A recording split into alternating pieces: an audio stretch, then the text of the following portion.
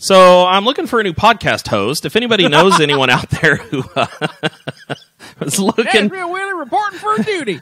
anyone who knows a decent amount about Christian rock, Nashville Willie knows a lot about country. He loves him some country. Woo! Nashville Willie's about to get the boot out of my Skype call.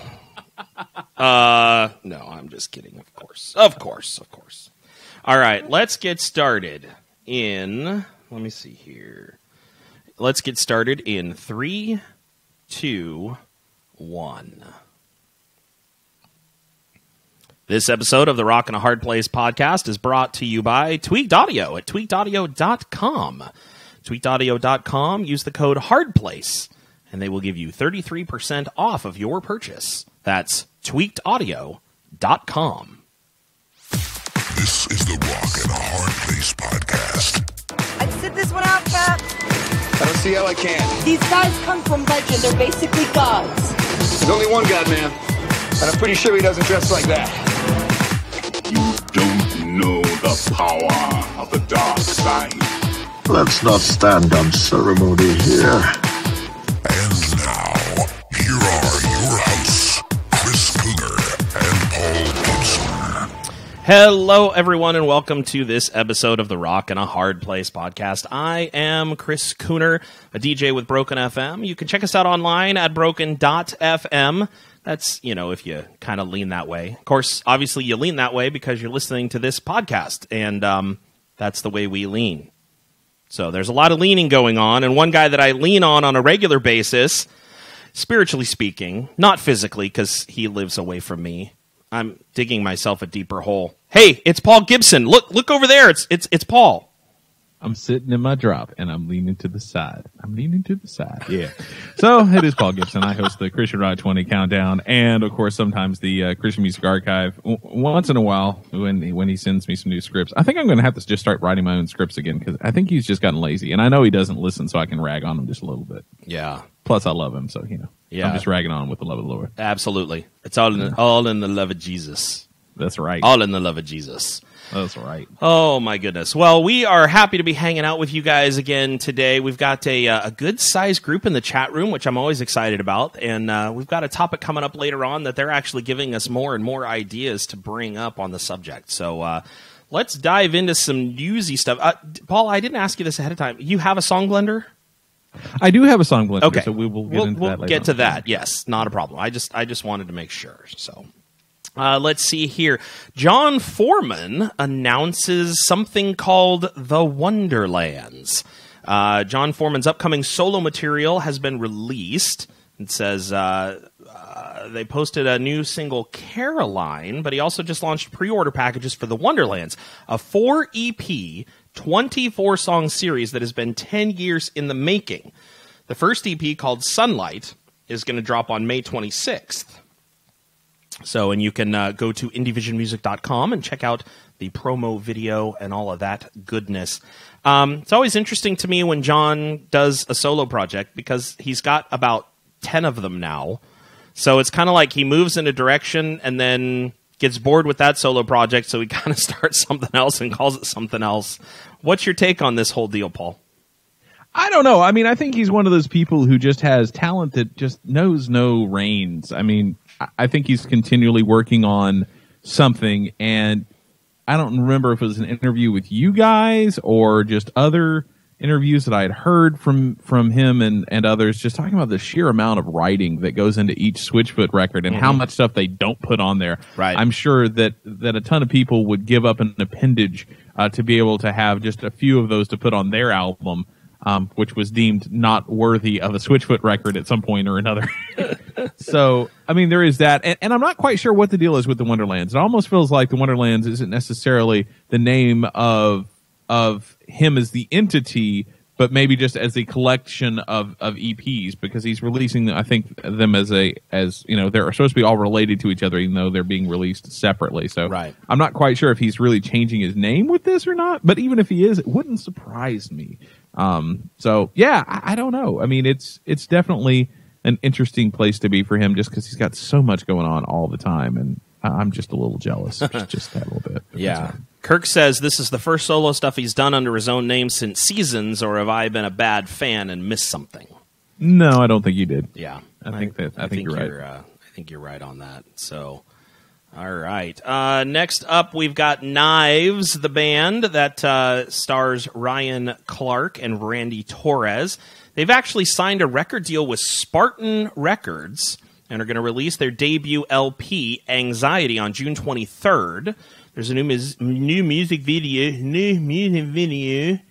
for the song Return.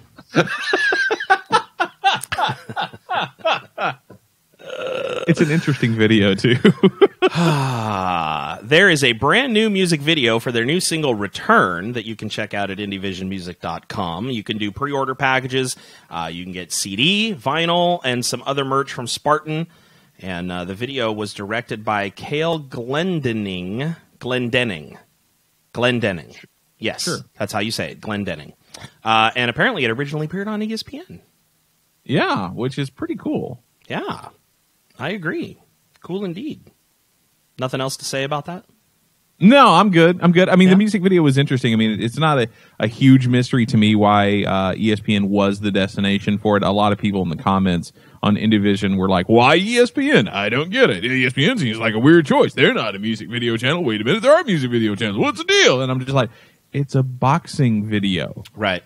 It's a boxing video. I mean, I get that, I don't think that Knives is going to get a huge fan base off of premiering this on ESPN, but at the same time, it kind of makes sense just as much as if it was, about NASCAR, that who knows, it might, be on ESPN or like on the NASCAR network, if there is such a thing. Surely there is. Right. But, I mean, it makes sense even though it's not like my thing. I don't know. It's an interesting song too. I don't know if I love it, but it's pretty good though. So is the fight in the video better than the Mayweather-Pacquiao fight? Oh, I don't know. Yeah, I don't either. I don't watch boxing. Well, and it's more about the guy training than it is actually fighting. So, it's got a lot of Rocky-esque kind of moments in there. But, since it is Knives, it's not quite as Yeah. It's not quite as inspirational as all that, but it is interesting. All right, good deal. So go check that out. See what it is that you see on that video. See if you like it. Okay, I know nothing about this band Sub 7, but apparently they're reuniting and announcing their first show. Yes, that they are. And they are a band that I was personally never a huge fan of. I've seen them live at some point. I'm trying to remember why. I think I saw them open for Disciple when maybe By God came out.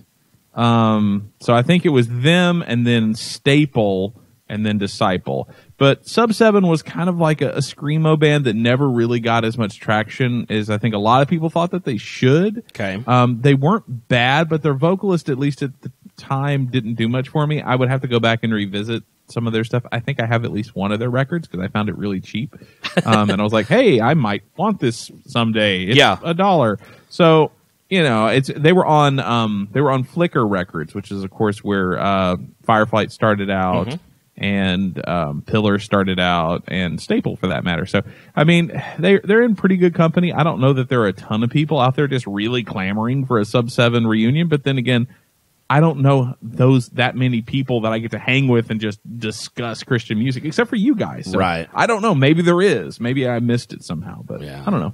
All right. It's kind of cool. Well, that's interesting. We'll have to keep our eyes open and see what comes of that.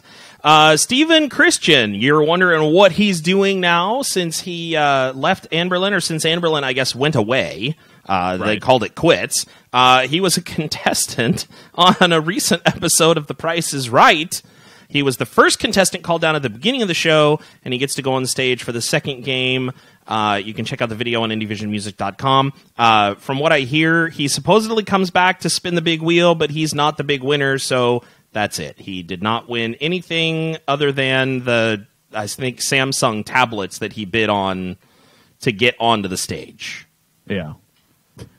It's just kind of random. I mean, it was bound to happen at some point. I mean, the Christian music industry has gotten big enough to where at some point random band members have to be able to get on some game show somewhere. Right. But I don't know. I don't know if there's any real good joke to be made out of the fact that they were on The Price is Right, as opposed to maybe something that has a little bit more, or maybe a little bit less shame than The Price is Right. Because The Price is Right, to me, I don't know. To me, that always seemed kind of like the lowest level of network TV game shows. I would say that and Wheel of Fortune. See, I would say Wheel of Fortune would be a little bit higher. Do you? Okay. What about Let's Make a Deal? See, I don't remember Let's Make a Deal. Oh, wow. Do you want what's behind door number 2, door number 3, or do you want the box that's sitting on the stage that could be full of dog poop? Yeah, which is basically Deal or No Deal, but slightly less classy. Right. Yeah. Exactly. Okay, moving on. Kirk is asking, he says, there have been no updates on the new Pillar album since October, so he's not sure if or when we will see that new album. Yeah, there have been. There's been numerous messages coming up from Rob Beckley and from the other guys. I think they're moving along. It's mainly just the whole, we're moving slow because we want it to be good, so be patient. Thanks for being patient. It's coming up. So I don't think it's supposed to be too far out. I think they have been doing some recording at this point, so I think it's supposed to come out this summer. Okay. All right. So here's to hoping. Right. Here's to hoping. Right. Aaron Gillespie is going to embark on a career-spanning acoustic tour, apparently. Mm-hmm. Aaron Gillespie is a man of quite a few projects that have made an impact on the Christian music industry.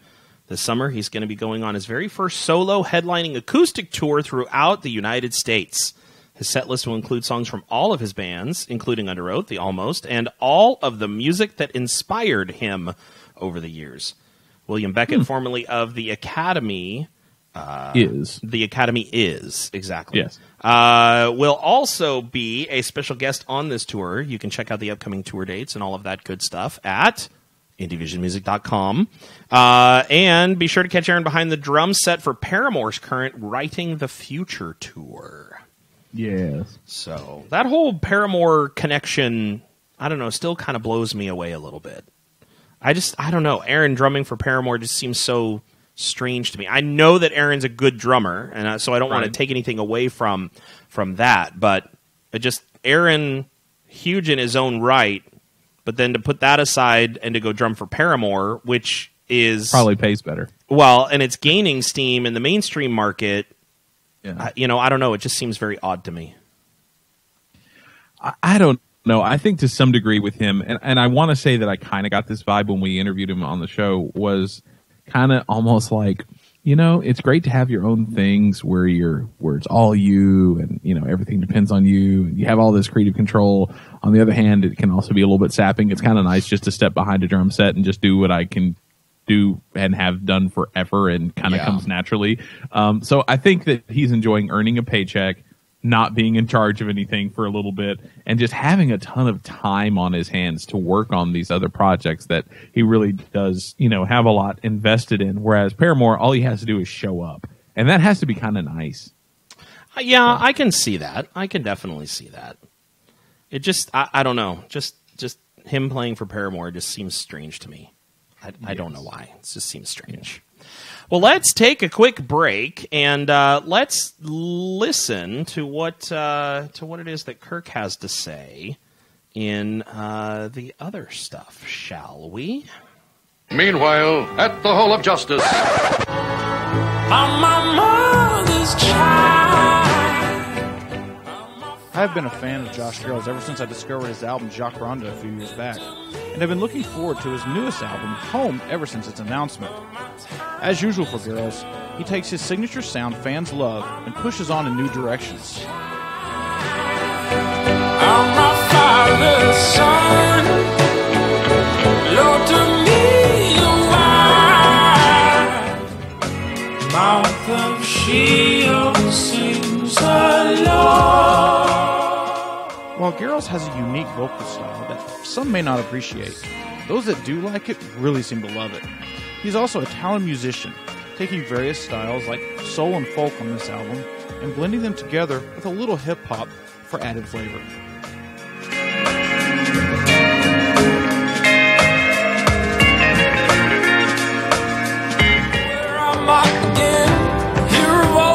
There's There's a marked decrease in Garrel's rapping on this album, which is a shame. He's a really talented rapper as well as singer. But at the same time, rapping doesn't really fit this album as much, and I really respect him not forcing it in. Lyrically, the album deals with life, faith, and some confessions. Home has a definite Christian worldview to it, but Garrels has a talent at writing lyrics that are not always obvious or browbeat. Forward to the day for myself. If you're looking for something outside the mainstream, Josh Garrel's album Home is available at all major digital retailers, as well as his website, joshgarrels.com. This has been Captain Kirk with The Other Stuff for the Rock and the Hard Place podcast. Please, God, forgive me. I'm down on my knees, and I need your love. Awesome. How about I turn my mic on and then I can actually talk? Thanks, Kirk. Appreciate that. I'm sitting here going, awesome. At least the music was still playing. Right, So, yeah. You know, I wasn't too far out on that one. Oh, boy. Let's move on to the Newsboys. Their single, God's Not Dead, goes platinum, and Paul is just ecstatic about that. Oh man, it's a harbinger of doom towards the taste of Christian music everywhere. And it's like I'm happy for them because it's a good thing, and I'm sad that we as a Christian culture have embraced such a terrible, terrible, terrible, horribly written, bad, song ever. Yeah. Ugh, can't stand it. Yeah. I've disliked it when it was doing its first round, the track, and then when the movie came out and it got a second wind, I was just like, no, God, no! I thought we were done. And then when Paul comes to visit me and he ends up going to church with me, and that's the song that the youth choir ends up singing.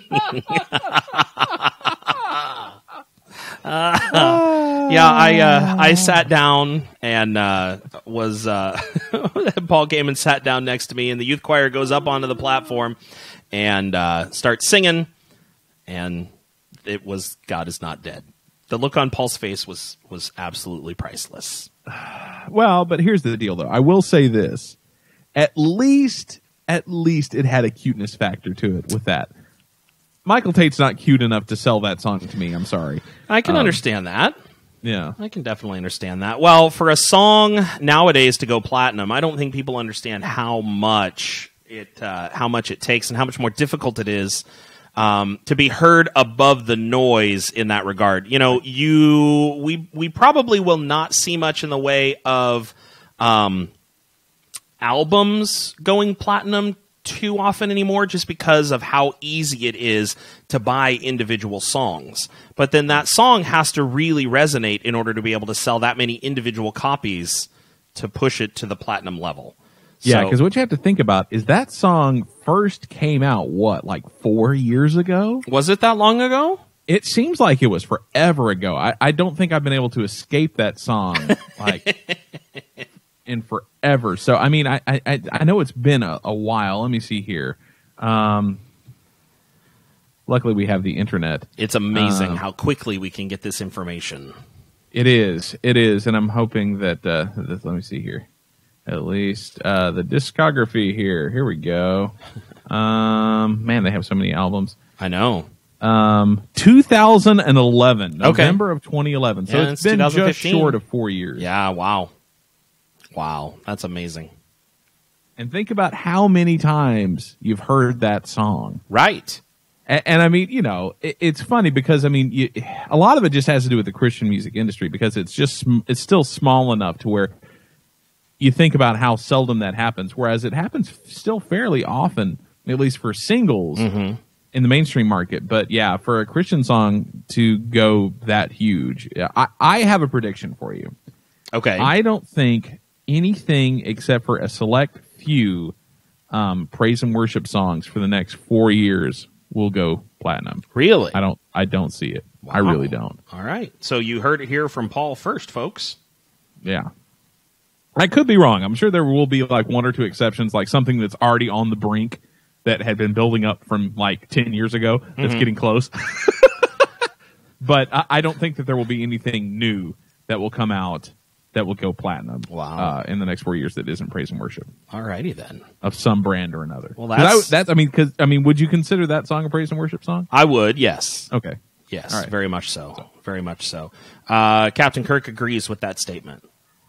So, let me see here. We are continuing on in the news, and we have Michael Sweet, who signs with Rat Pack Records. This is Michael Sweet is signed with Rat Pack Records and will hit the studio late this fall to record a new solo album.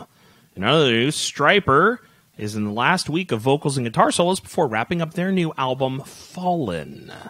So I new swear, Stryper goodness. have those dudes officially released more albums since they've gotten back together than they did on their original run? It's probably getting close to that number. I don't think they're quite there yet. I'd have to go back and take a look. But do you consider things like the covering or The live album?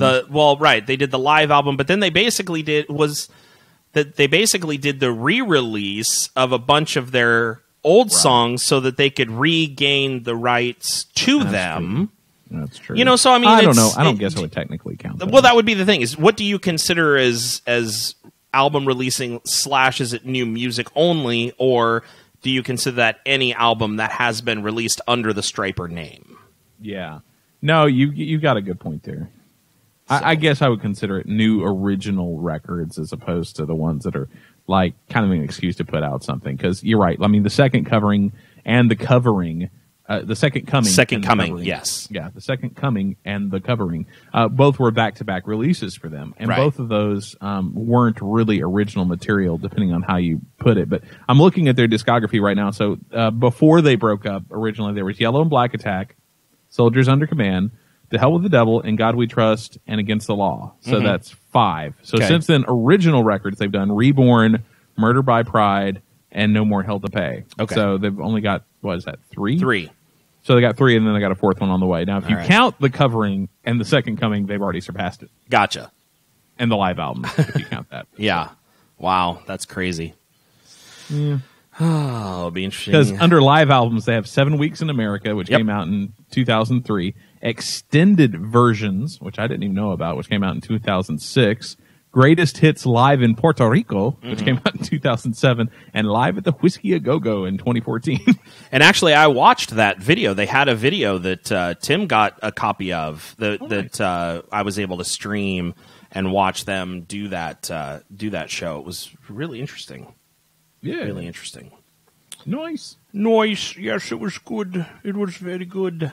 Well, our good buddy Scott Stapp is back in the news. He was recently interviewed by People Magazine and apparently also interviewed on Nightline in conjunction with that article. So what has been going on with Scott since we last heard about him in, I guess it was right around Thanksgiving time when he had his major meltdown. He finally listened to his wife and went home and got some help. He was put in through the Grammys actually run a program called Music Cares. And so through that program, he was able to go into a rehab facility. And while at that rehab facility, he was actually diagnosed as having bipolar disorder. Right. So he is now on medication, and he's also in counseling and off of drugs and alcohol. And finally, once again, I should say, getting his life kind of back together. And his wife, at one point, I had heard, had filed for divorce, but they are together in the interview. So I don't know if the divorce proceedings were put on hold while he takes another opportunity to get his life back together, or if they're still looking at splitting, but she is still there supporting him in his recovery. Right. So I'm not sure what the full story on that is, but it's nice to see that they're still together and that it seems as though, once again, he's getting his life back on track. Yeah, and they asked him, they're like, so can you ever forgive all of this crazy mess that he's put you through? And he was like, well, yeah, I think I have to forgive him. I think that's definitely part of it. She goes, forgetting that'll be the hard part, because that's going to be with me for a very, very long time, if not forever. But, she's happy with the work that he's doing thus far. And he said in the interview, I thought this was kind of sweet. he was like, so right now, actually, most of my songs are being written about my wife right at this moment. I'm like, good man. Yes. Smart. Good. Exactly. Good. Exactly. We have had, I don't share this too regularly, but my wife's mother is bipolar. And so I've seen firsthand the swings in mood, and there will be times where things just get manic, and she is running around trying to get all kinds of stuff done and trying to get things taken care of and dealing with, moving this and carrying that. And then there comes that point where she crashes, essentially. And everything just kind of drops, the bottom drops out, and she pulls into this deep depression. And she will basically just go in her room and lock the door, and she won't talk to anybody for days.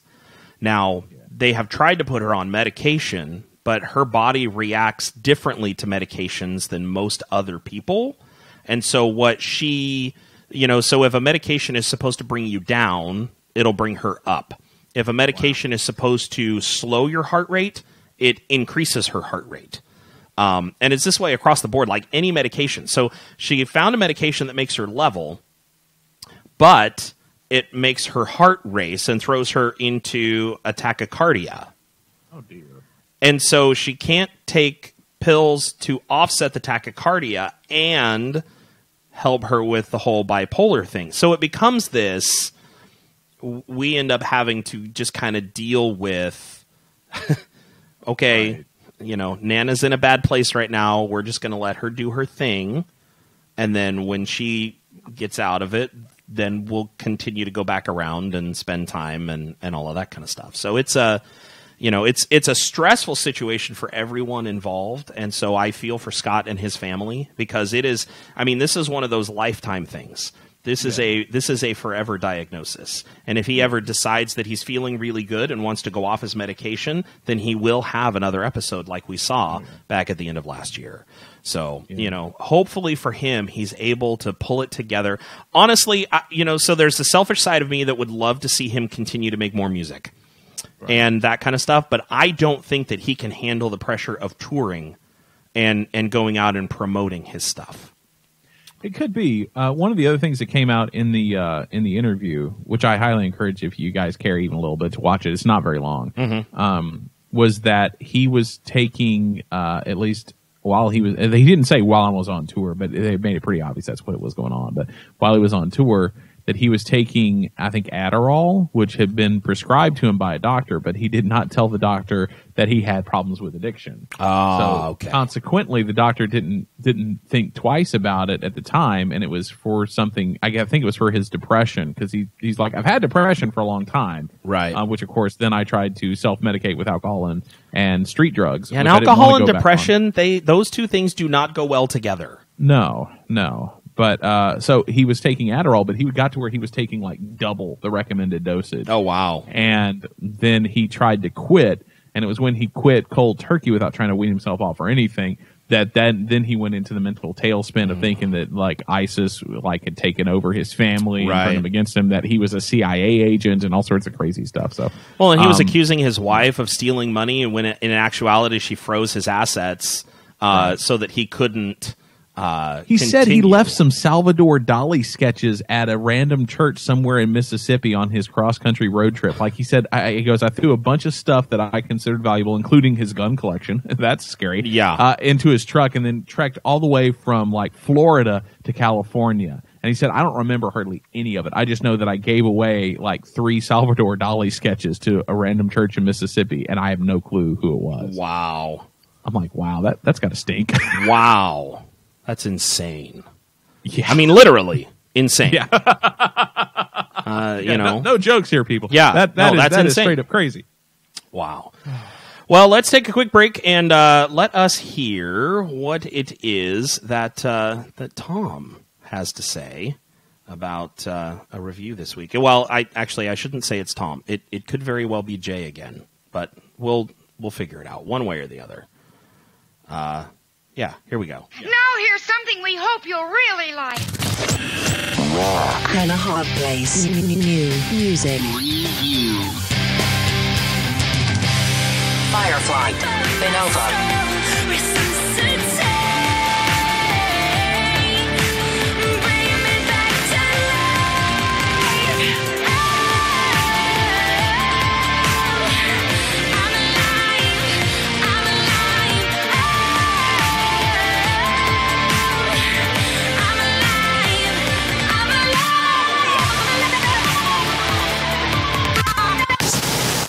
recent years, it's been the craze among artists to transition into a much more ear-friendly, digestible, and more radio-accessible pop sound.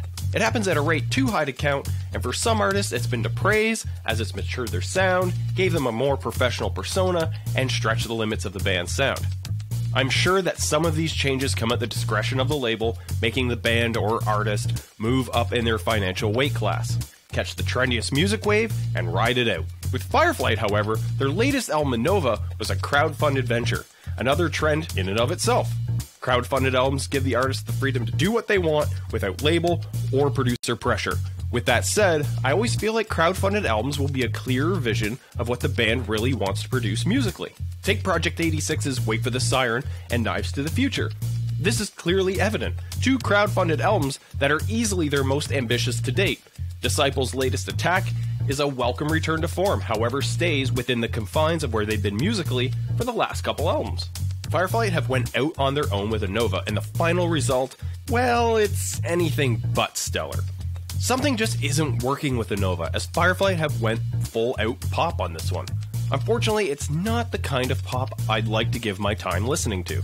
Nova opens up with the okay Keep Fighting. It's a straightforward and to-the-point song. The hook is pretty catchy, unfortunately halted by some run-of-the-mill, I'll keep fighting, nothing's gonna stop us now, yada yada, you get the point.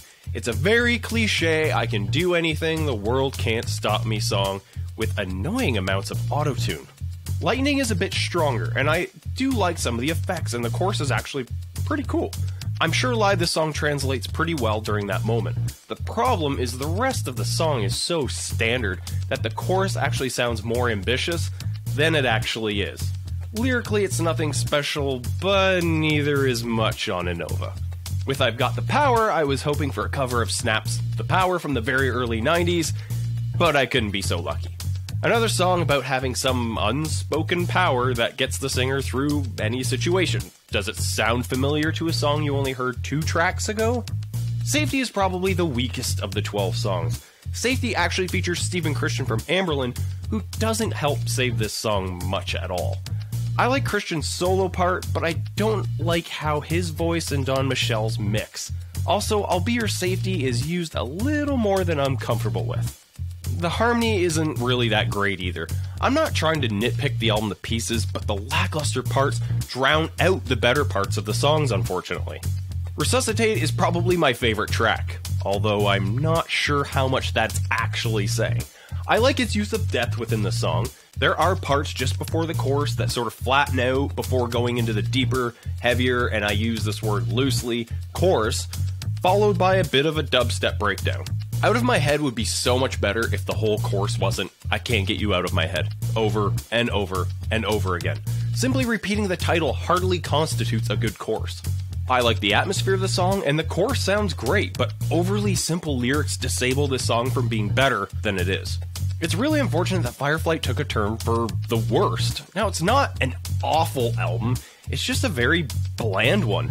Nothing repulsive, but nothing much to enjoy that won't wear off after a couple of listens. Over-polished production does nothing for music of this genre, as it never allows for great use of dynamics between low-end and the high-range stuff. Lyrically, it's pretty tame. Songs that entertain phrases like, this is our time, I'll keep fighting, I've got the power, really begin to grind on you after a while. I just feel like this project was a step backwards, feeling a bit lifeless and kind of lyrically juvenile. This isn't about me not liking pop music or Fireflight. I like both of these things, just not meshed together apparently. Vocally, this album is lacking too. Some of the singing just feels like it drags, while some feels like it's weaker than usual performances by Michel, like in Here and Now. The chorus is fine, it's just the verses feel really weakly delivered. Something I personally wouldn't be able to accept from my favorite band. For context's sake, let's use Red or Demon Hunter. If they said they were on the verge of making a different kind of album and it was going to be pop or power pop or whatever, I know these bands sometimes utilize pop elements, but that's not what I'm talking about. I'm going to assume fans of Fireflight are fans of Fireflight because they rock.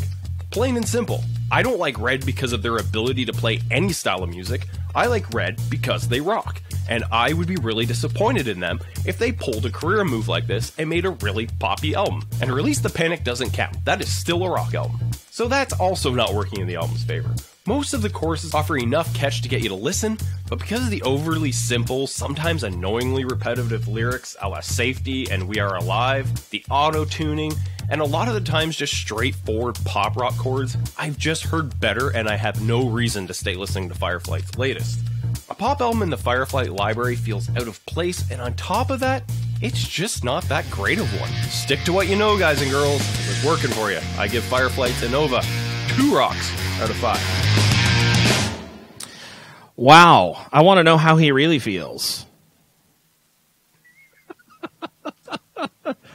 Yes. Pulling the punches he is not doing. No. And you know what? It's funny because he did not pull the traditional Canadian sorry at the end of that review.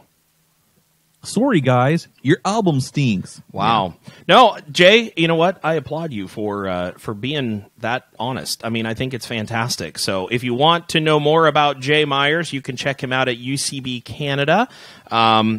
He and Tom Labonte, I think, work together on a lot of stuff. So the last few reviews have actually been from Jay. Tom hasn't submitted a review in how long?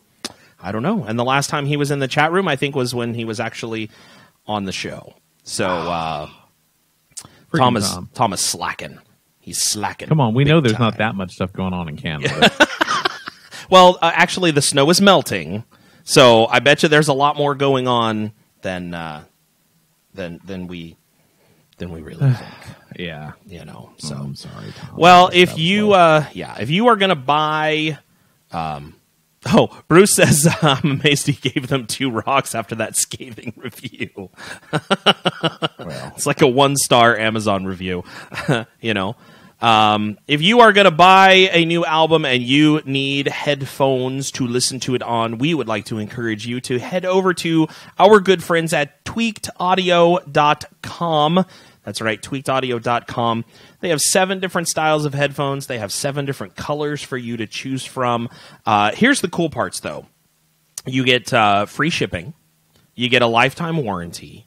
You get a 33% discount if you use the code HARDPLACE when you check out. And if you do use the code HARDPLACE, you give us a little bit of the money in the process, which we are eternally grateful for. Paul, are you still using your Tweaked Audios? I am using them right this very second, and then I still enjoy. I haven't been using as much earbuds lately because I've been at the house, right? You know, hanging with the baby and whatnot. So I haven't had as much of an excuse to use headphones on a normal basis. But still, my favorite go-tos are my red earbuds from Tweaked, just because they have a nice, well-rounded sound. They stay in my ear really well. They've got a nice long cord, so if I put them in my pocket and run the cord down my shirt or something, it's not like my pocket yanks them out of my ear every 30 seconds, which is kind of a pain. And they have that nice flat cord like these have, so they don't get tangled as much. I love them. They're great. Awesome. Aaron in the chat room says that his went through the washer and dryer. We're still waiting to see if he's going to post back that they still work or not. I'm pretty sure mine have too. Oh, is that right? I'm pretty sure they have, yeah. That's awesome. That is flat out awesome. Yeah. We appreciate Tweaked Audio for sponsoring us. So like I say, head over to tweakedaudio.com, use the code HARDPLACE, and give us a little bit of that money that you spend on your headphones. You get something, we get something, everybody wins. It's great. Tweakedaudio.com. And as soon as Aaron replies as to whether or not they still work, we'll let you know. But until then, Paul, let's do a song blender. Oh, it is that time, is it now? It is. Okay. It's that time. Let's do it. Let's do it. The Rock and a Hard Place podcast presents the Song Blender. Okie dokie then, guys and girls. It is time for the Song Blender, and in case you haven't heard it before, we're going to take a short clip from a song that we know that Chris knows, or at least has heard on a very regular basis. Whether or not he likes it or not may be up to interpretation. Stay with me, Minio. Yeah, that's what we did last week, and Chris did not get it, and I was very, very happy about that because it made me feel like I was very devious and a very I don't fun see way. how that's a party. Yeah, exactly. It was great. So, with that being said, we're going to take a short clip from a song, we're going to spin it backwards, and we're going to adjust the pitch either up or down, see if Chris can recognize it, and if he doesn't, then we will undo things until it gets to its normal state, in which case, if he gets all the way to the normal state and has not figured it out, he will feel kind of duh. So, it'll be great.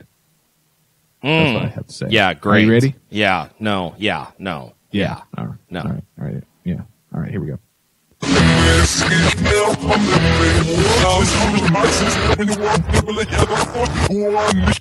That's all you get. Wow.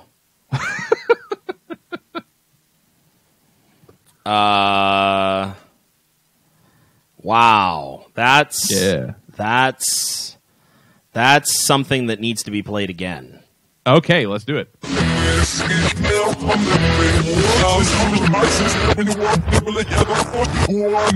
Roars. I love that last part. It makes me smile. I don't know why. Is it Demon Hunter? No. No? This person has done guest vocals on a Demon Hunter song before, though. Ooh, dropping the hints. Yeah, well, I don't listen to a ton of Demon Hunter, so that might not help me so much. All right, play it again. In its current state? In its current state. All right, here we go.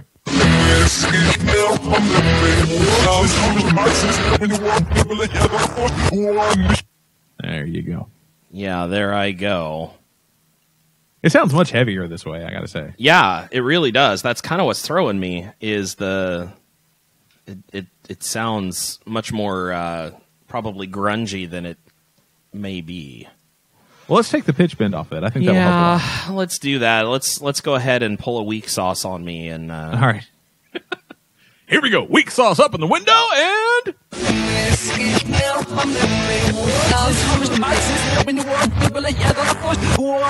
Okay, it's Trevor from 1,000 Foot Crutch, or FM Static.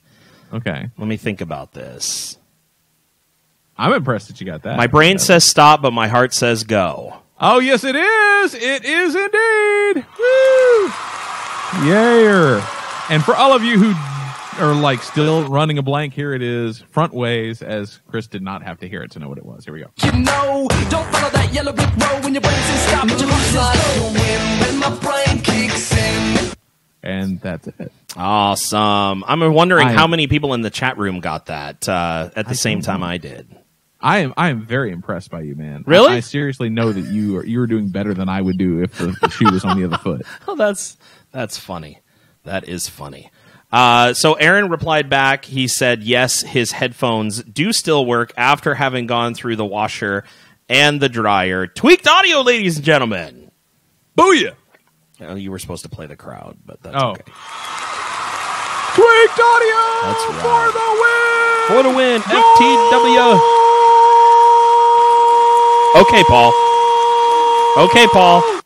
Okay, there you go. Okay, Paul. Okay. I could have kept going, but I could tell at that point I was getting on your nerves. So a little bit. No, it's fine. Kirk says he got Trevor, but not FM Static. So I know that's the curveball for you. Yeah, totally. Okay, so a couple of weeks ago, when Paul was dealing with the whole having had a baby and not sleeping and all of that good stuff, we had a couple of guests on the show. We had Tim, my co-host on Mondays and the program director for Broken FM, and we also had Kirk, Captain Kirk, who is let's see, Chris, you have a mute button for a reason. Oh, why do I need a mute button? I don't know. I'm missing on something. I think he's just telling you to shut up. Maybe. That's not very nice. Chris, you have a mute button for a reason. I'm trying to figure that one out now. That one's not making... It's not clicking. Anyhow, we had Kirk, who is Captain Kirk, in the chat room. He also is the Kirk who does the other stuff. So Kirk and Tim, we talked about quite a few different things. One of the things... Oh, he's talking about for muting you. I can't mute Paul. The way he's telling you to exercise your power. Maybe that's what it is. The way that Paul's sound runs in, it runs directly in. I don't have a mute. I mean, I could cut off his Skype. I could hang up on him. But that's about the extent of the control that I have currently of Paul's audio. That's just the way that I have it routed is not that way. So, unfortunately. But all right, so back to the topic at hand. Kirk is very disappointed about this. Wow, Kirk. You know, if you want Paul to shut up, you could just flick it off. You know, That's one way. It is I one feel way. so loved right Yeah, now. don't you? It's like you're not even in the room. No. So we talked about radio and like family friendliness, and that was a topic, and we got some responses actually, and let me go to the our Facebook page real quick because Taylor, let me get it up here. Oh, there was another thing I wanted to talk about too, the whole Billy Corgan thing. Right. Taylor, who works for I believe Power FM in Dallas, which we heard this week. Another one bites the dust, and another one gone, and another one gone. Another one bites the dust. Power FM in Dallas apparently is going away. They've been sold to Way FM, and so they are going to be doing a format shift, which is unfortunate. But Tyler, to that, let's see. This one is one of these days I'll catch a show live. Audio A, blah, blah, blah. That's not the one I'm thinking of. Where is the one, the family friend? Here it is. Okay. So Taylor says, really enjoyed the discussion on family friendliness. It's a weird line you have to walk in Christian radio, especially if you're going out over AM/FM. Christianity is definitely not always safe and fun for the whole family, but when you're working with a medium that anyone can hear you at any time, you have to be careful what you talk about. You can do all the disclaimers and warnings you want, but you can never guarantee they'll be heard, and someone will always end up stumbling over you for the first time in the middle of an unsafe discussion with zero context. I think sometimes people expect Christian radio to do all the same things the church is called to do, but the fact of the matter is that Christian radio isn't the church, it's only an arm of the church. That being said, I don't think family-friendly has to be synonymous with shallow or fake conversation. A lot of times people do take it in that direction, but they don't have to. You can be family-friendly, but still maintain authenticity and have meaty spiritual conversation. Just my 2 cents worth. Great show. And so I think Taylor brings up a lot of good points that I appreciate as a broadcaster, and that I also agree with in a lot of respects. The disclaimer portion of it, yes, you're never going to be able to make sure that everyone who's tuning in is going to hear that disclaimer. And unfortunately, that's kind of the nature of the beast if you want to be able to tackle some of those heavier topics. Now, all that being said, the radio side is one thing, but there's a family-friendly idea within the music that gets played on that as well. One of the examples that I was talking with Paul about this morning before we started the show, when I kind of decided I wanted to chat about this a little bit, is the new Lecrae album, Anomaly, has a song on it that is called Good, Bad, Ugly. And in that song, he discusses something that actually happened to him when he was 9 years old, and it had a profound effect on his life, as it would, I think, with anyone's life had this happened. But he recounts a time when he was either 8 or 9 years old, and he had a female babysitter, and she actually molested him. So I bring this up because I was listening to that album in my car as I'm driving my kids home from school, and this song comes on, and I had not heard anything about this song having any kind of content like that. Now, for me, my girls were busy talking in the back and playing games with each other as we were driving home, so I honestly don't think they heard the song as it was being played. So, there were no questions that were asked of me of what is it talking about. I don't understand what it means, whatever the case may be. But it was one of those things that made me begin to think about, where do we draw any kind of a line? I mean, does Christian music that's going to talk about that stuff need to have some sort of NSFW type tag, not safe for work? Or, does it need an explicit tag next to it in the iTunes category so that people know what they're getting into? Is the artist responsible for imparting to us information about that? We've got some other examples, but Paul, you said your go-to in this is one in particular that I know we've talked about on this show in the past, but I think it's another good example. Yeah, I Am by POD. I mean, we've talked about this probably more than any one single song on the podcast, and it is most definitely a song that is not family-friendly, it is not safe, but makes an astoundingly good point. And it's funny because I was actually tasked with something that I'm not doing very well at right now to put together a playlist of songs that actually deal with the topic of I am something. And it's for this Christian leadership camp that I used to go to as a teenager. And I heard that was the theme, and he wanted me to put together music. I'm like, dude, I have a song that's perfect, and you cannot use it because you will not be working at that camp in any capacity ever again if you did. Exactly. But I was like, I'm going to send it to you, and I want you to read the lyrics because I'm including those too, and tell me at least just what you think. I haven't gotten a response from it yet. But anyway, I was like, this song is perfect. However, you can't use it because you will get fired.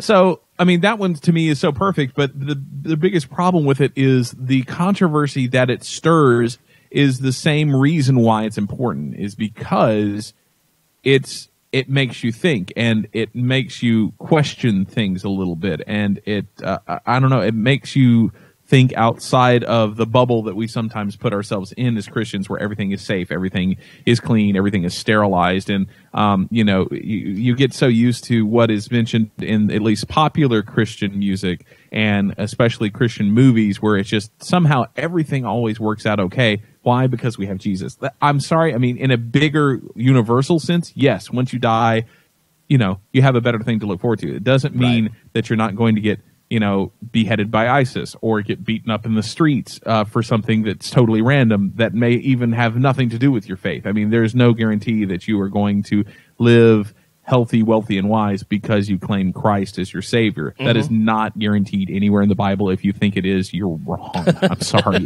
It's not there. Right. Christ himself said, you will suffer for my name. That doesn't mean healthy, wealthy, wise. In this world, you will have tribulation, but be of good cheer. I have overcome the world. There you go. So when it all comes down to it, I mean, the world is not always a fun, happy-go-lucky place. I think that there are times when it can be. I don't think that anything is served by saying that everything is doom and gloom in the world outside of the church. I think that there are things that go on outside of the church within the world that are good, not because they're outside of the church, but I think that the world has the ability to do good things without it necessarily being centered around Christianity or Christ. I think sometimes we get it right despite ourselves. Well, so going back into the chat room, I've scrolled up to take a look at some of the stuff that has been listed. Kirk says that Foreknown has a track that's similar to that. Bruce mentions KJ52's song "Where Were You," which is off of the Collaborations album. Foreknown's song is called Shapeshifter and Little Miss So-and-So. Yeah. Kirk also says that Cathartes Aura, I have not heard of them, but he says the subjects are heavy and forward without being vulgar. And Bruce says that Where Were You deals with domestic violence. So, that's some of the stuff. Let me see. Michael Rowe, it's for you. David Meese has a song that deals with the fact that his dad left when he was a child and was an alcoholic. Right. Larry Norman's "Why Don't You Look Into Jesus?" I think that's a great example. Holy Soldier did a remake of it, and the song says, "Shooting junk until you're half insane, a broken needle in your purple vein." You say you're going to be a movie star, but you never found out who you really are. That's one line. Another one starts off with HIV on Valentine's Day, but you're still looking for the perfect lay. I mean, it's heavy topics. And of course, Larry Norman was kind of a front runner when it comes to the whole Christian music scene. And so you hear these songs and you're kind of thinking, wow, that was pretty deep for somebody who was just kind of new to the genre in that regard. Like there really hadn't been a whole lot of formation of it, and already they're taking a kind of a mainstream point of view and throwing that into the songs to say, hey, there's more to life than this stuff. Right, which I think a good modern example of someone who has done that has been Brian Head Welch. I mean, his first record especially was just laden with stuff that you're just going, wow, you went there.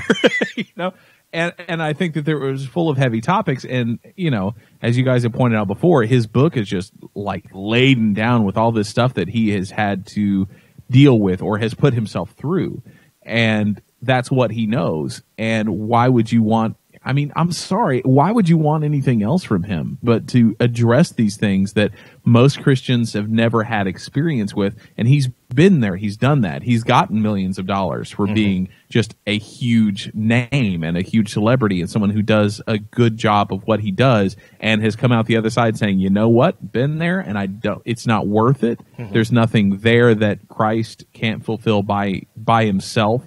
And while I may still choose to do this for a living, it is not who I am. Right. And I think that things like that are a good testament to why we need to have songs that aren't necessarily family friendly. And it's not just, I think that some people assume that it's to scare the mess out of like 12-year-old kids. I don't think that's it. It's like Scared Straight. It's not a let's go visit the prison so you can see what life is like. Right. I mean, it can serve that purpose, I think, in some cases, but ultimately I think it's for those people who are outside the church or who have been tempted or who have drifted and who are not perfect or who just don't dwell on happy thoughts all the time. I mean, a lot of it is just so much bigger than just the church, and I think that that's needed. Well, and I agree that it's needed. What I'm noticing with some of what some of this, as we're going through this topic, it seems to me that hip-hop has more freedom to be able to express these sentiments than either CCM or even Christian rock. Right. Now, I would agree with that. But do you think it's because, I don't know, why do they feel they have that freedom? Do you think that rockers and CCMers don't do it because they fear backlash, whereas the way that hip-hop is geared, it's more of a, hey, this is a life on the streets kind of thing. I don't want to turn this into a racial discussion, but it seems like the African-American community is more willing to discuss this because it seems to affect them more. Seeming, all right? The stereotypically, if we want to travel down that road, it would seem that the thug life, gang life, that kind of stuff seems more relevant to the African-American community, even though we know that Caucasians struggle with all of these things just as much as the African-American community, but it's brought more to light in the hip-hop side of things. Are we trying to gloss it over in the rock and CCM, or will people in the church revolt more against us for being more upfront about that kind of thing? So we hide it away just like we do, with our sin. We put it into our pockets and our heart, and we just kind of leave it sit there instead of dealing with it. Right. I have a couple of thoughts on that, and one of them I think Kirk points out very well.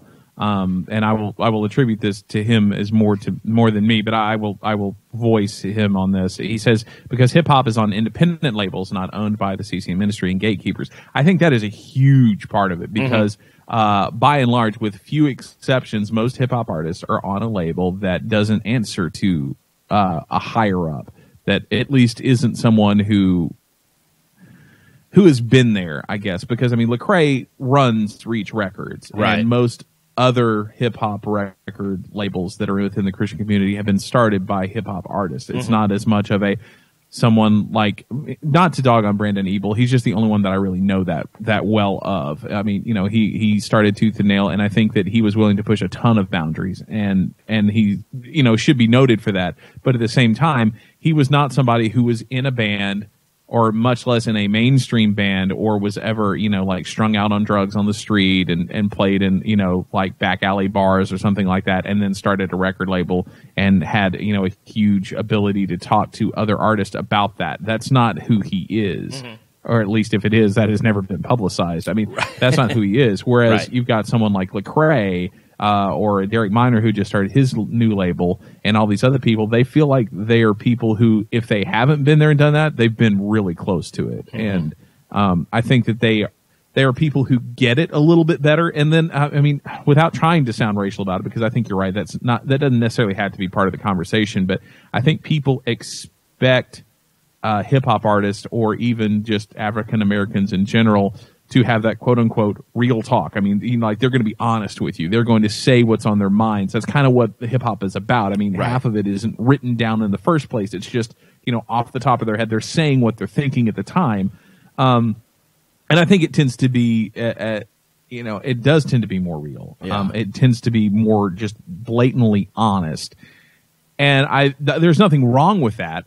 Sometimes, though, it is funny because I'm a big advocate for being non-family friendly for the sake of making a point or getting down to cutting through all the mess that can be between us and what needs to be said. And at the same time, there'll be some artists that I'll listen to that are within the Christian hip hop community, especially that I'm like, whoa, you went there. I don't know if that was totally necessary, but okay, Right. Well, like I'm all for you having the right to do it, but man, I don't know. See, and I think that's the other aspect of the conversation that we need to have. What's the purpose of having that content in those songs?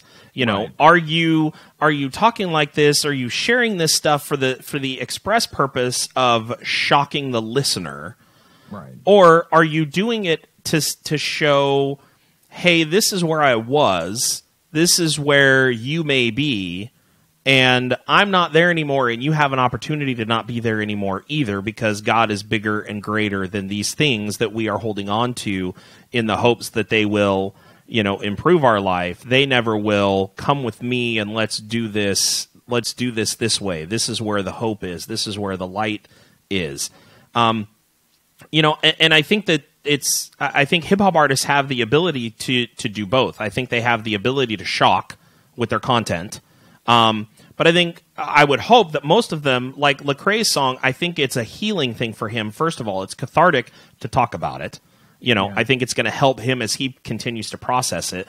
But he also understands that dealing with that for so many years is part of what led him off to a promiscuous lifestyle, to where he was involved in drugs and alcohol and lots of other, immoral things for that.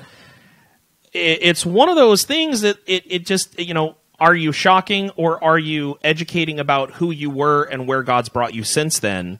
And I guess trying to balance, artists need to I guess, learn where that balance is for them to be able to do it in a way that is not just sensationalistic. Yeah.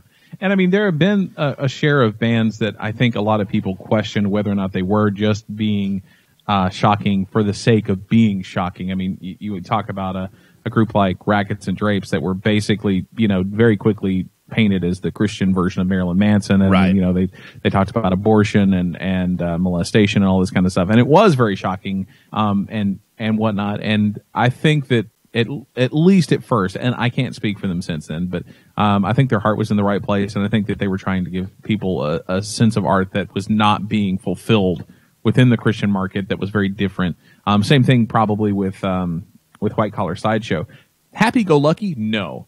Tons of this is where it all lands at the cross, and you can leave it behind and feel better? Not really. Mm-hmm. But when it all comes down to it, they're saying, look, this is, we're Christians, but we've been there.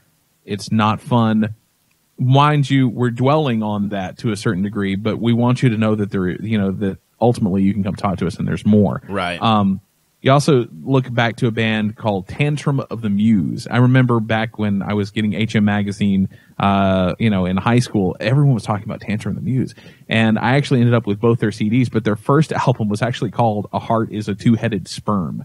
I mean, they were going for this really crazy shock and all kind of stuff. And, as a matter of fact, I was going to read you this. I mean, some of their stuff I wouldn't even read on the podcast, but, this one is called Constaga Cougars, and it's a lyric from Tantrum of the Muse. It says, "Ever met a serial killer? I bet you have. What does he look like? I bet he's a flame. I met a serial killer. He was my friend. He was handsome as ever. He sang songs to God. Always thought he was too religious. Always thought he was too good. Always made me feel like a bastard. Kissing up to the music teacher. I guess the devil loves religion. I guess the religion makes you kill." And I mean, it's I get the kind of the poetry of it at all, right? But that's kind of like the mid range of their stuff.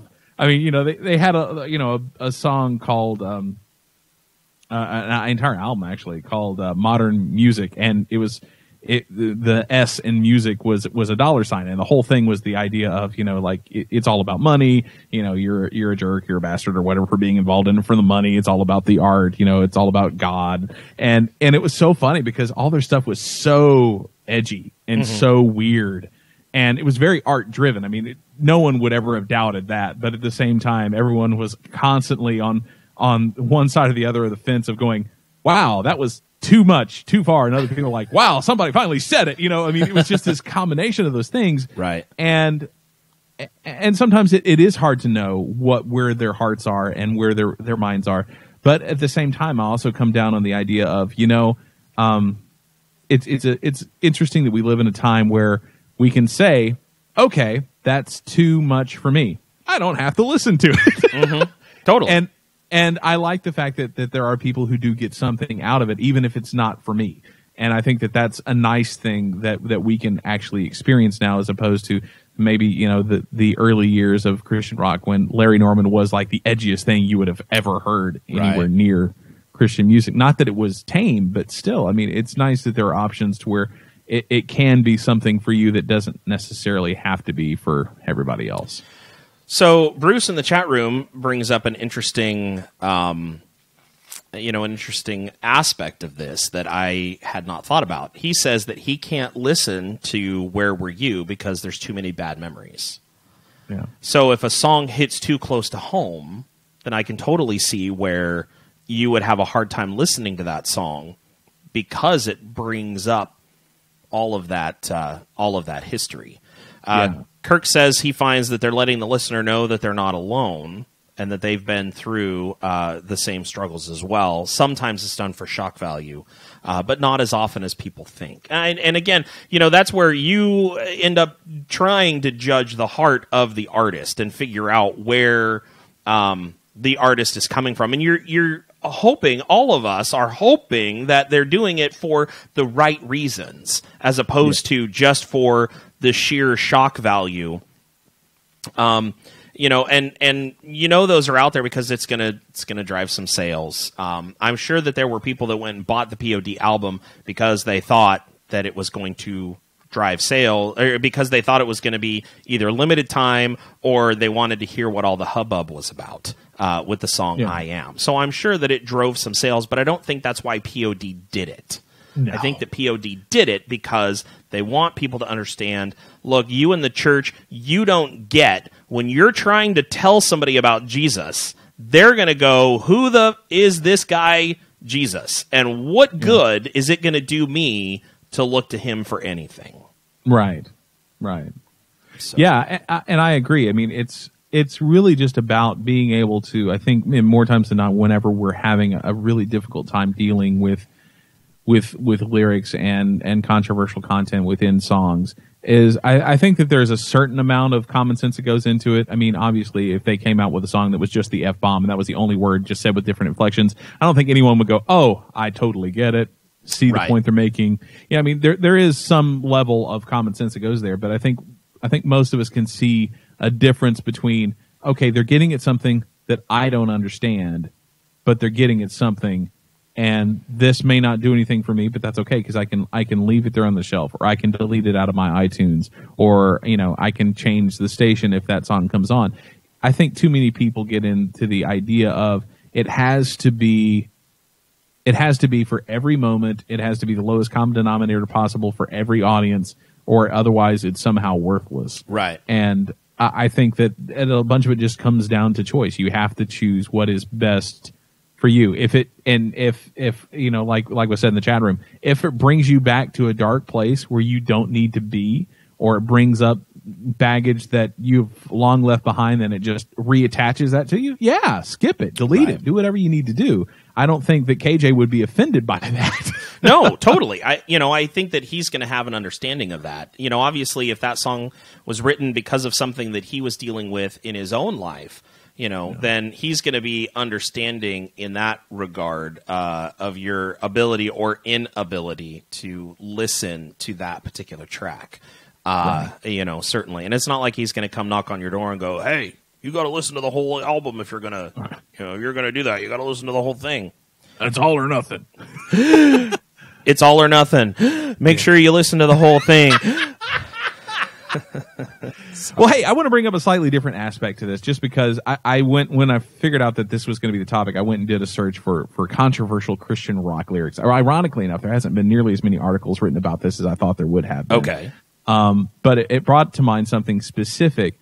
How do we come down on the idea of just simply discussing sex, not as a bad thing always, but just as a thing? Because I think we've briefly mentioned this before, maybe in the case of like I Don't Want It by DC Talk, you know. Right. I mean, for me as a kid, that was just controversial because, oh my goodness, they said sex. Right. What is this? Oh, they said the S word. Yeah, the S word. You know, so I mean, and they said it multiple times. I know, and they keep on saying it. Like, don't they know to stop once, maybe? But come on, over again they say it. So, did you find an article that you with something that you? Well, I found probably the most extreme example, which is so funny.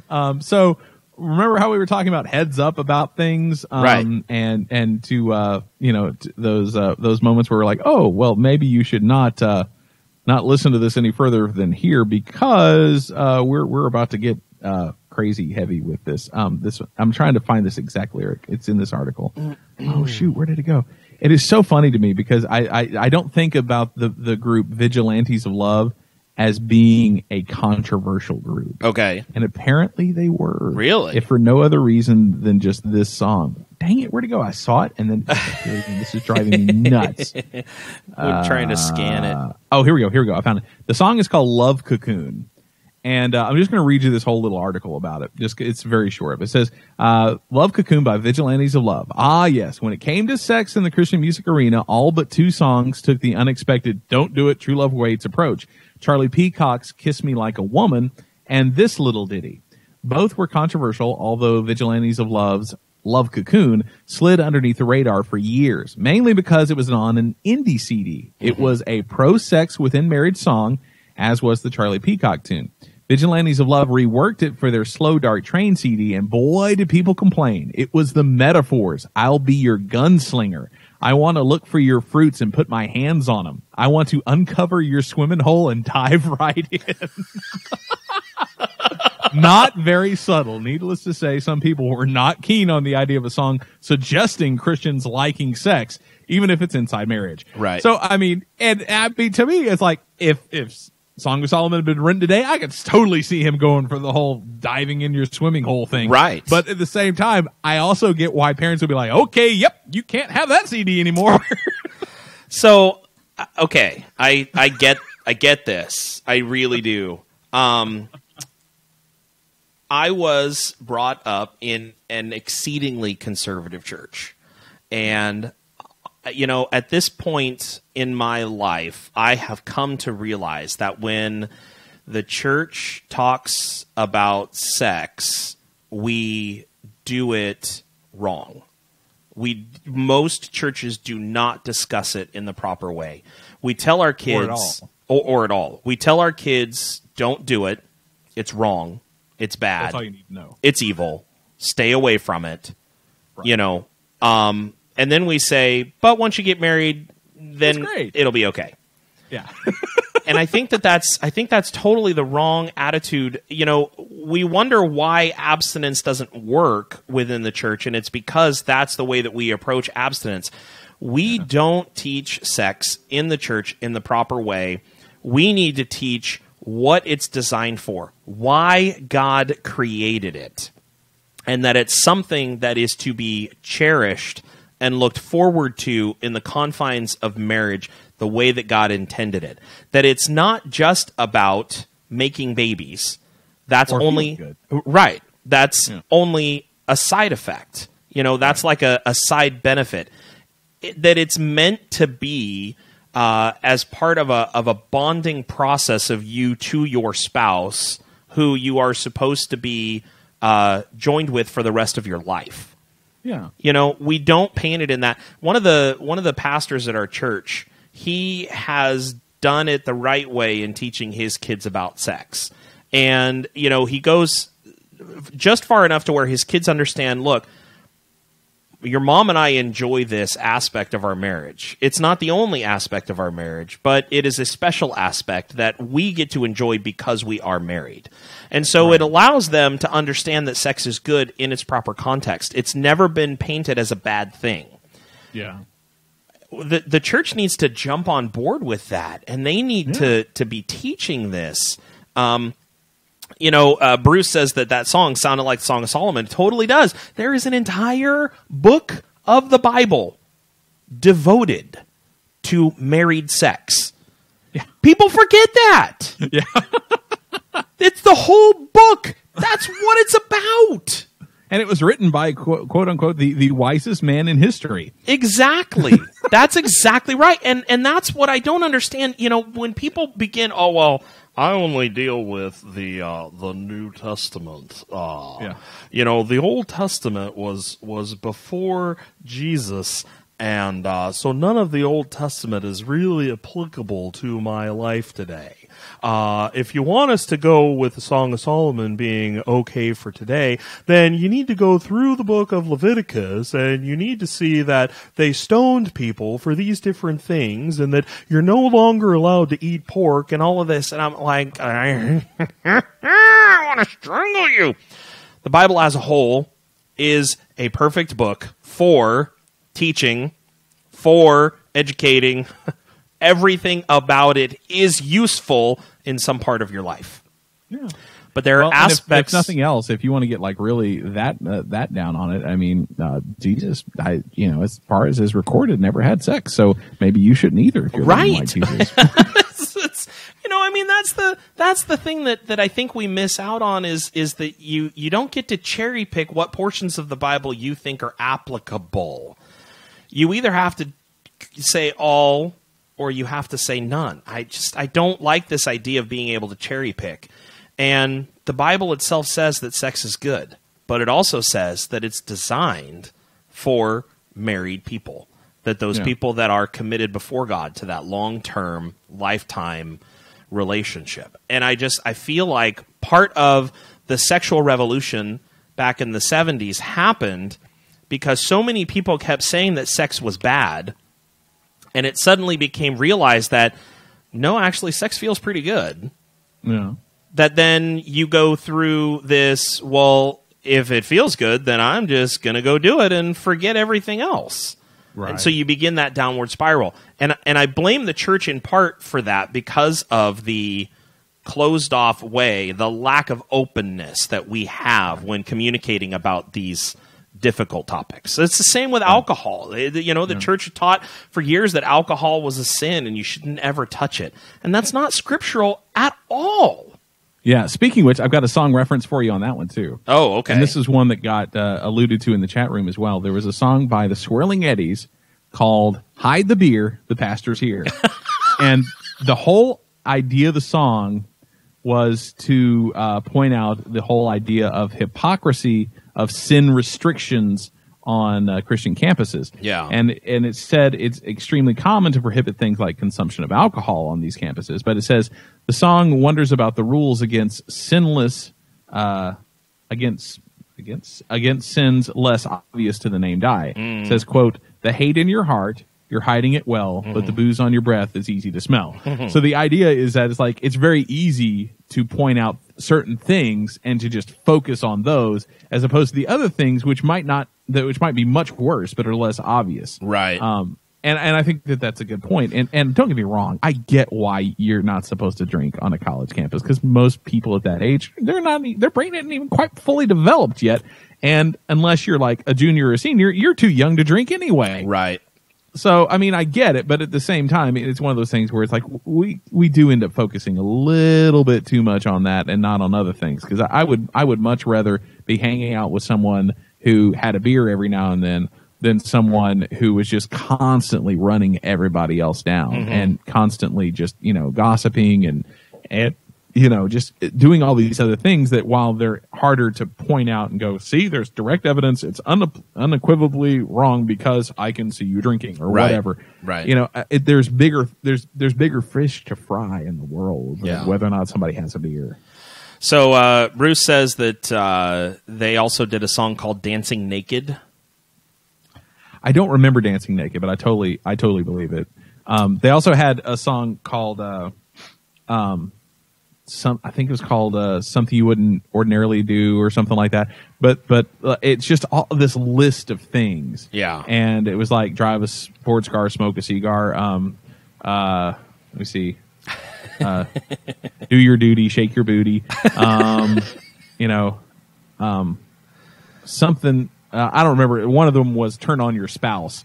I don't remember what it was that rhymed with that went up to it. But, it's this whole idea of stuff. And then, my brother and I were listening to this record for the first time as we were driving, like, from Texas to Arkansas one summer. And he was like, whoa, I didn't expect that to come up there. But okay.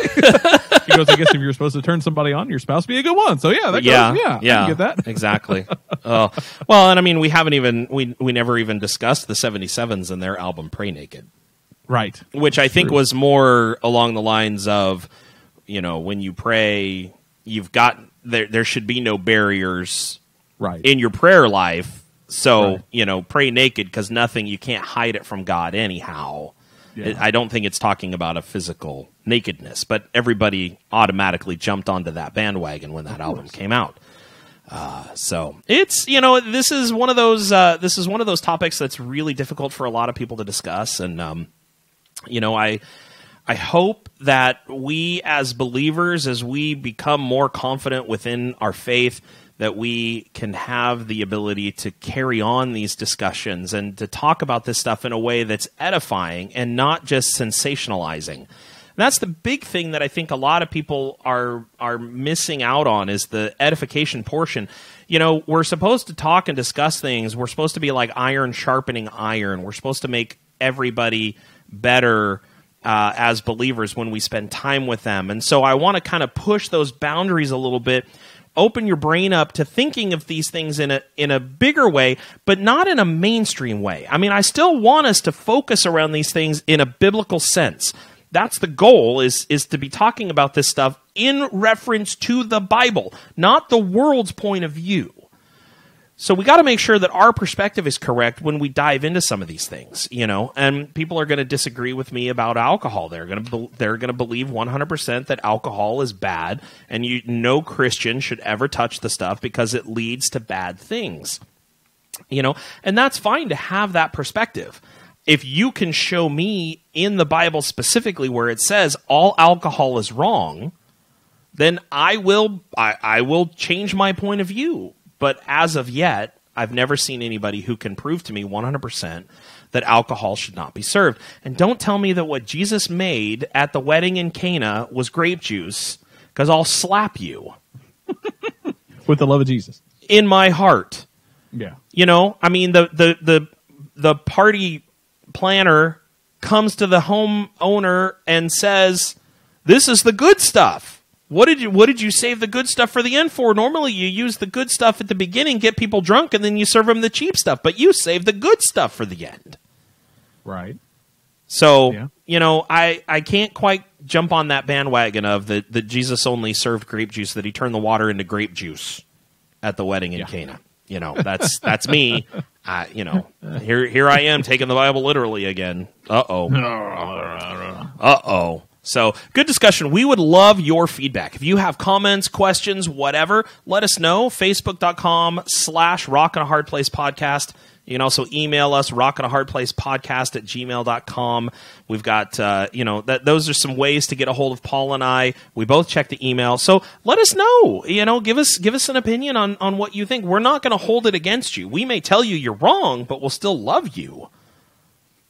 And just because we tell you you're wrong doesn't mean we're right. That's exactly right. That is exactly right. So, Paul, it's to the point of the show where you need to share with us some of the tasty little tidbits that you have found in the dark recesses of the internet. All right. And this time they're actually real noise trade picks. They came from noisetrade.com. Wow. I know, it's unbelievable. I followed my own. What is the world coming to?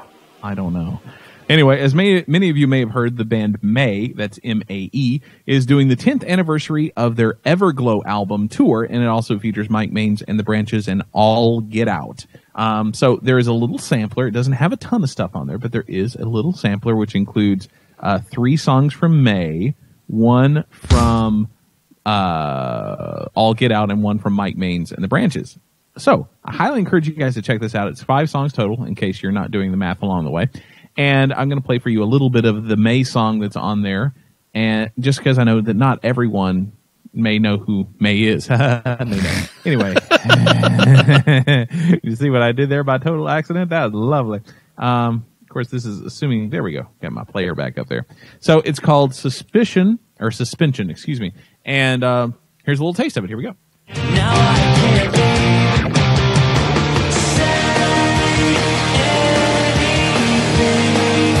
say what you mean, 'cause I'm caught in suspension.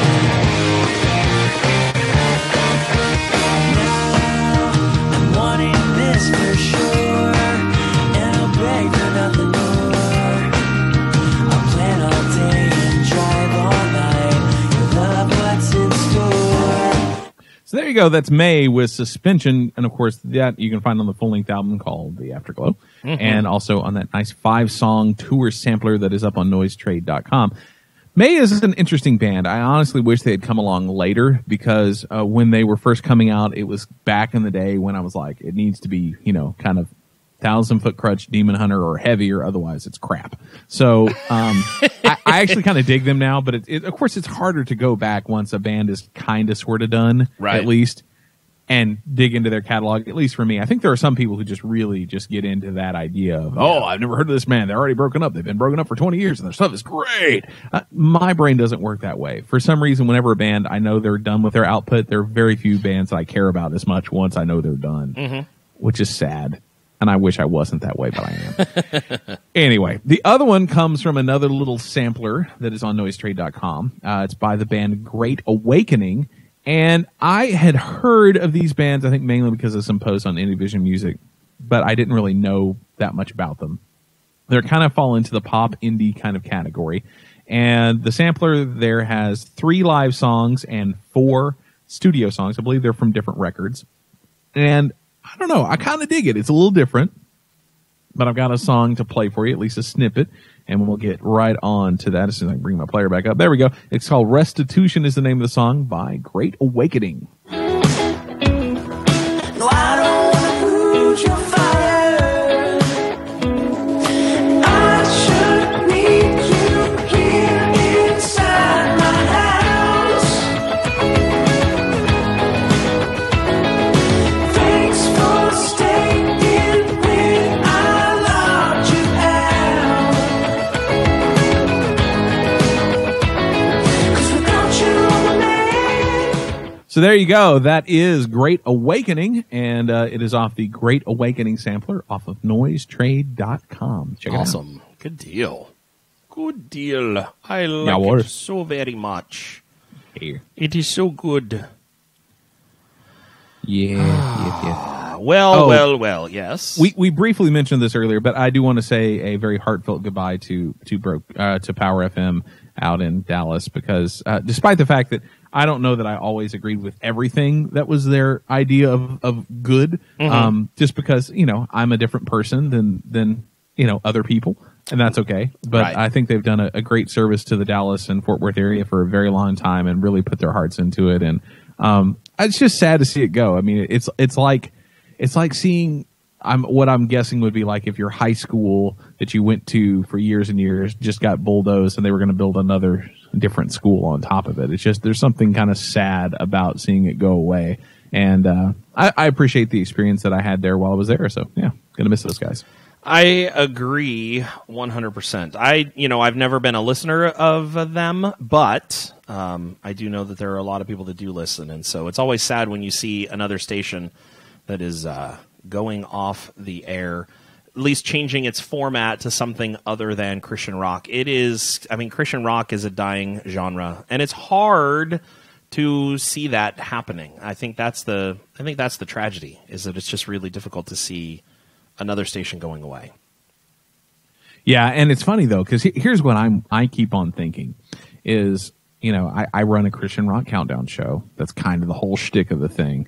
And while I would say that the format has gotten broader in the time that I've done it, there is stuff that's played under the guise of Christian rock that is most definitely not rock for one reason or another. Maybe it's a new Lecrae song, or maybe it's something by Linux, or where it's either a little bit more pop, or it's a little bit more electronic, or it's just straight ahead hip hop. There's no guise about it. It's just hip hop, but it gets played, and I get why. But as it keeps on going, I keep on having to tell myself, I'm like, so if it's going away, then that means it has to bounce back eventually, and when it does, I'll still be here. Yes, very nice. Yes, such a great way to look at it, Paul. You have, and then I'll giggle as everyone else comes back and go, "Oh, what did you know ahead of time?" It's like, no, I'm just too lazy to change. That's pretty much, pretty much. Oh my, that's awesome. That's awesome. Well, that, I think, is going to do it for this episode of the Rock in a Hard Place podcast. I want to say thank you, everyone, for listening. We do greatly, greatly appreciate all of your inputs. Chat room, thank you so much for helping us out and giving us more ideas along our topic today. Some other songs to take a look at or take a listen to and see, some of that not safe for work content, so to speak. If you have other ideas, anything along those lines, questions, like I said, anything you want to tell us about the episode, leave a comment on the post that we have for this episode once it's up and loaded. Leave a comment there. Email us, rockandahardplacepodcast@gmail.com. You can follow me on Twitter. I'm at @ckuhner, CKUHNER. Paul, you have just the Christian Rock 20 Twitter. Is that... Well, I have another one that's just CR20 Paul, but I don't look at it that often, but I do have it. I mean, that's technically my personal one. But yeah, if you want to get with me quicker, then definitely just Christian Rock 20. Yeah. Excellent. So let me see. We've covered all of that. Tweakedaudio.com, Hard Place, 33% off, helping this podcast. Last thing we'll talk about is the Patreon page. Thank you to our patrons that we currently have. We so greatly appreciate your support of the Rock in a Hard Place podcast. If you love this podcast and you're looking to help support us, and maybe headphones aren't your thing, we have this thing called a Patreon page. It is at patreon.com/RNAHP. And what Patreon does is they allow you to do a recurring monthly donation, and you can do it for any amount. You can do it for $1 a month. You can do it for $5 a month. You can do $100 a month, whatever your heart desires. All that does is help Paul and I. We get to take that money and then use it to put it back into the podcast so that we can continue to make this show great. So if you have an extra even 50 cents a month and you wouldn't mind putting it in through the Patreon, we would so greatly appreciate it. Just helps us continue to keep this thing going. The podcast will always be free. We will never, ever charge. It's free to download, free to distribute, whatever the case may be. So that is always going to stay the same. So no fears in that. But if you can help us out, continue to keep this show running and make it better, we would love to be able to have you partner with us. In a sense, you become our executive producers. Ooh. So that's one way to definitely take a look at it. So patreon.com/RNAHP. That is where you will find out about us. I think that is all that I have to say for today. So I am Chris Cooner. I'm Paul Gibson. And we will catch you next week.